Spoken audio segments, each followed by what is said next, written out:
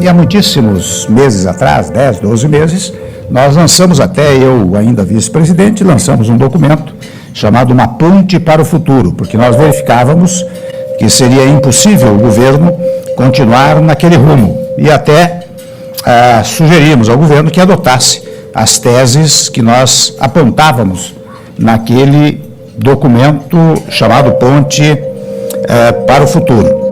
E como isso não deu certo, não houve adoção, instaurou-se um processo que culminou agora com a minha efetivação como presidência da República. Vila, você tocou em muitos aspectos de política e falou do tema das polêmicas, então eu queria falar um pouco da ditadura, mas partindo do tempo de hoje, para que a gente volte um pouco no tempo. Ok. Desde as manifestações de 2013, das manifestações políticas de 2013, alguns analistas têm chamado a atenção no Brasil porque o país vive uma crise política, uma crise de representatividade. E com o afastamento da presidenta Dilma, para uma expressiva parcela da população, essa crise de representatividade como que se aprofundou, tendo em vista que muitos setores da sociedade apontam uma certa falta de legitimidade no processo. Alguns historiadores nessa narrativa inevitavelmente têm comparado o processo de afastamento da presidenta Dilma de 2016 com o golpe militar de 1964. O senhor concorda com essa leitura? Existem semelhanças entre os dois processos? Nenhuma semelhança. Quem fala isso não conhece história. Tem de voltar para o primeiro ano da graduação, se esforçar, estudar bastante. Porque o que me chamou a atenção foi os historiadores se colocando, um grupo de historiadores em defesa da democracia. Eles estavam se colocando em defesa do projeto criminoso de poder petista. Eu nunca vi esses historiadores falarem do mensalão, do petrolão, dos maiores desvios de recursos públicos da história da humanidade. A universidade teve um papel vergonhoso, desculpe usar a expressão, nojento, causou asco durante a longa crise do projeto petista que destruiu o Brasil. Não há paralelo algum entre a crise de 2006 com 1964. Quem fala isso, volto a dizer, não conhece história, não conhece ciência política. O que ocorreu em 2016 foi o cumprimento absoluto do que diz, do que reza a Constituição e a Lei 1079, de 10 de abril de 1950. Esse povo querido que vota sim, nós votamos sim, e quem vota sim, coloca a mão pra cima, coloca a mão pra cima. Vladimir Costa. Quem acompanhou todos os trabalhos, eu posso dizer com amor tranquilidade, porque eu acompanhei tudo, né? Por outro lado, a crise de 64 é outra questão. Por exemplo, as Forças Armadas, que tiveram um papel decisivo em 64, não tem nenhum em 2016. Só isso faria com que esses pseudo-historiadores pensassem duas vezes antes de falar bobagem. Porque eu insisto, eu acho que quando a gente tem uma posição mais assertiva, ela parte do pressuposto do estudo, da dedicação, e fugir de explicações a priorísticas e, pior, anacrônicas. Gente que não conhece coisa básica que o aluno, na primeira disciplina de graduação, tem de saber, olha, um dos piores problemas da história é o anacronismo e tal. Não há qualquer paralelo. 2016 foi cumprida absolutamente a Constituição e a eleição de 2 de outubro, as eleições municipais, deram, mais uma vez, o lastro democrático ao processo de impeachment. O projeto criminoso petista em São Paulo foi destruído. 80 prefeituras têm 7. Aqui na cidade de São Paulo, deram 16% dos votos. Perderam no primeiro turno. Algo que nunca ocorreu na história do Brasil. Sendo assim, e sem falar que nas 26 capitais, excetuando Brasília, evidentemente, que não tem eleição, perderam em 25, só ganharam o Rio Branco no Acre, que é um colégio eleitoral de pouca expressão, né?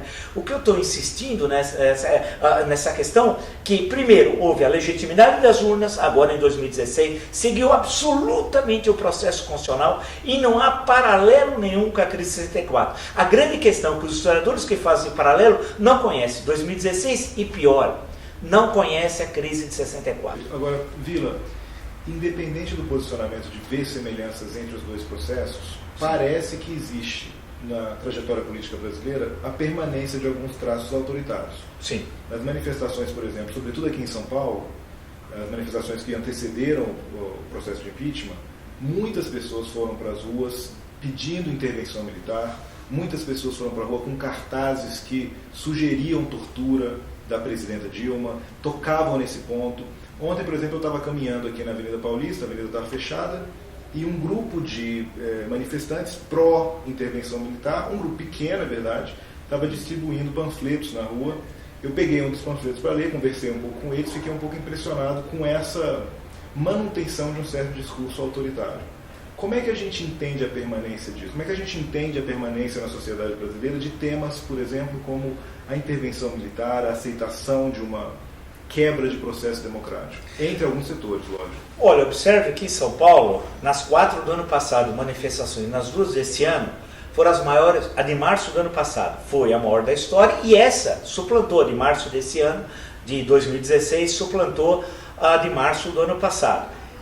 Tinha pequenos grupos minoritários que ficam fazendo, que não representam em nada o conjunto do movimento. Em São Paulo, no Rio sim, aqui não tem Flávio Bolsonaro, no Rio tem. Então, e que teve uma votação muito expressiva. E no Rio as manifestações pró-impeachment foram muito inferiores às de São Paulo.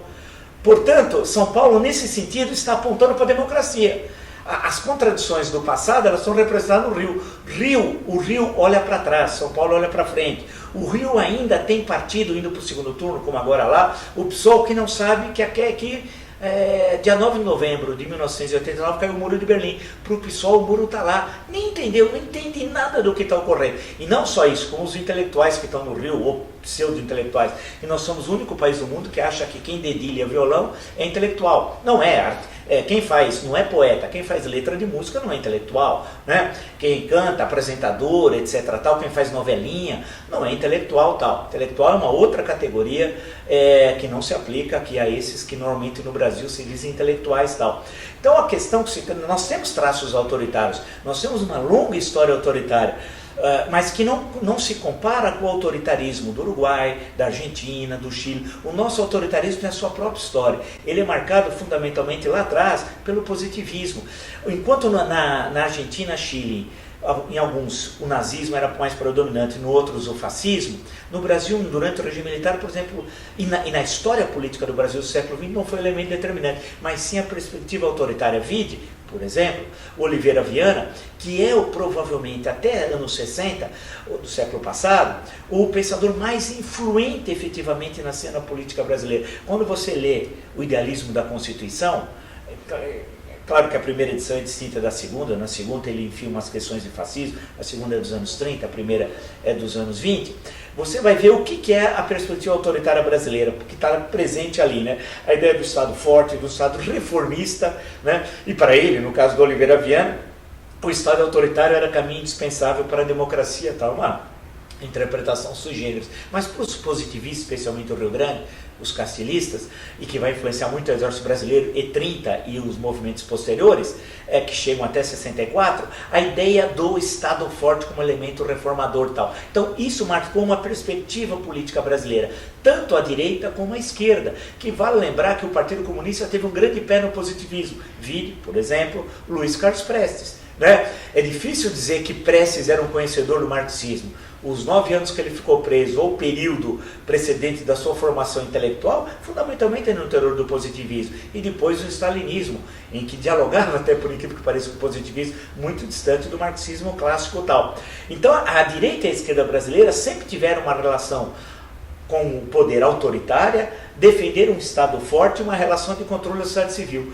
Portanto, os fenômenos mais recentes que ocorreram com as manifestações de 2015 e 2016, elas são uma ruptura radical com a tradição brasileira. Primeiro, colocar a sociedade civil como agente da história, quando no Brasil o Estado foi o agente da história. Segundo, de forma independente, longe de partidos políticos, longe da estrutura sindical pelega, traidora, fortalecida pelo Partido dos Trabalhadores, e prefeitos, governadores, nada disso tal. Ela se auto-organizou via redes sociais, movimentos independentes, e mudou a história do Brasil. Quem diria que em março do ano passado, quando a primeira manifestação tomou o Brasil, e particularmente a Avenida Paulista, em março de 2015, que nós teríamos o impeachment 1 ano e meio depois. Seria uma loucura quem falasse isso, falar, pô, esse cara é doido. Mesmo nesse ano de 2016, no começo do ano, as pessoas diziam, e muitos falaram para mim, porque eu participei de tudo isso, tive uma participação ativa, diziam o seguinte: isso é bobagem, não vai dar em nada, no Brasil nada muda, o Brasil é sempre assim, e mudou. Então nós estamos construindo um novo Brasil, contra uma esquerda retrógrada, reacionária, e de esquerda no sentido clássico pouco tem. Pelo contrário, é uma esquerda que na verdade ainda tem raiz no stalinismo e no trotskismo, que é o Trotsky, basta ver o que ele fez com os anarquistas na Ucrânia e na rebelião dos marinheiros em Petrogrado, depois em Leningrado e tal, e por aí vai, né? Tudo sob perspectiva extremamente violenta, autoritária e tal. Então a grande questão é que nós conseguimos construir, e eu digo nós porque eu fui partícipe, um amplo arco de relações no campo democrático que vai das posições as mais diferentes possíveis e derrubar o PT. Significa que não teve oportunistas aqui e acolá? Teve, por exemplo, os defensores da intervenção militar. Quando foram 6 manifestações na Avenida Paulista, o caminhão ficava perto aqui da Jovem Pan, era duro aguentar aqueles hinos militares tocando, e os caras falando, mas não representava nada. O grosso, 99% das pessoas não estava nem aí com eles e tal. E isso se mostrou, basta ver que na eleição municipal aqui de São Paulo, quem é que se apresentou no campo do autoritarismo, do intervencionismo militar? Ninguém. Nenhum candidato falou. No Rio, sim. Rio é outra história. Portanto, não é fazer a dicotomia tão em moda nos anos 60 ainda, meados de 70, entre Rio e São Paulo, até no futebol. Mas o curioso é o seguinte, São Paulo continua olhando para frente, como em outros momentos, diretas já, momentos de luta contra o regime militar, e o Rio continua olhando para trás.